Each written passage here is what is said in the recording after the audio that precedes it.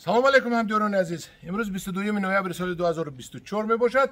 قرار داریم در حوالی من شهر دوشنبه محله اسپیچک و با شما چی نشون میدم. همین نیهولچه‌هایی که میبینید این کاپ 6 نام دارد، مخصوص برای تک پیوند گلوس است. از خارج کشور من 3000 دانه خریدم. اون اونجا موندیم. وزیر من چیکار میکنم؟ برای اینکه اینو ما بهار ماه ینور فوریه در باغ خودم میشونم، ما رو باید نگاه داریم. برای نگاهداری چیکار کردن در کار؟ ما در داخل این ظرف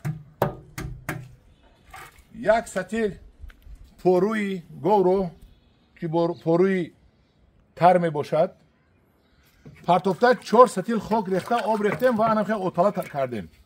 این رو نواز نه جیجه میگن بروسیش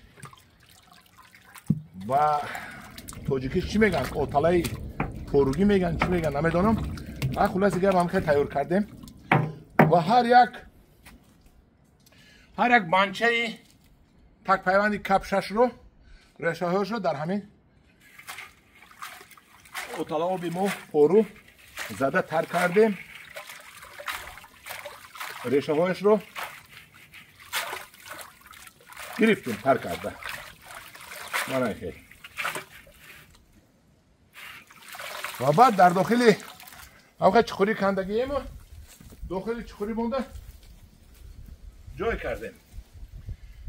اکنون چیکار میکنیم؟ اکنون خاک رو از بالاش میپرتویم مایده کرده. انا خیلی تا اینکه این تک پیوندی ما تا بهار نه از خواب رود و خنک نزند. خلاص دیگه با همین خیلی خاک میپرتویم، همش رو پر میکنیم، از بالاش آب میریزیم و ماه فوریه اگر امکانیت شود کارگر یابیم، پول یابیم، حوزه کارگری یافته نمیشود در 200 تومانی یک روز و من هم وقتم خوش هستی کارگر پولی کارش رو قدرش رو میبردارد.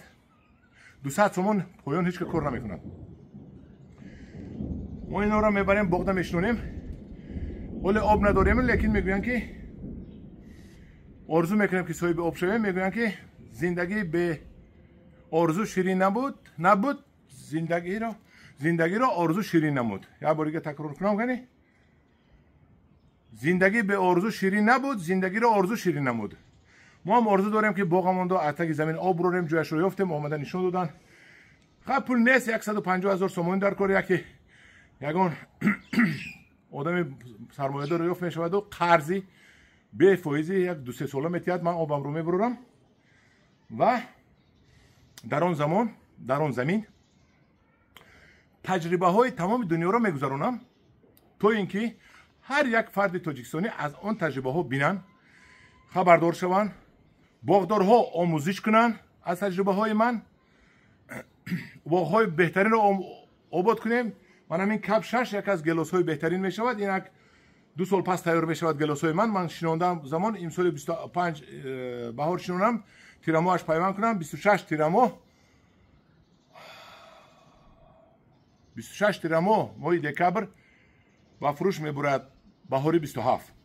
من هم دیران عزیز من هم خیلی کارهای زمستانه رو انجام داده استودیم تا ما صاحبی درخت های بهترین صاحب پول مول شویم. همداران عزیز با کدام معقول شدگی باشد یک فضلیت کنید، یک گپ نویسید، در پناه خدا باشید. خدا نگهبان شما باشد.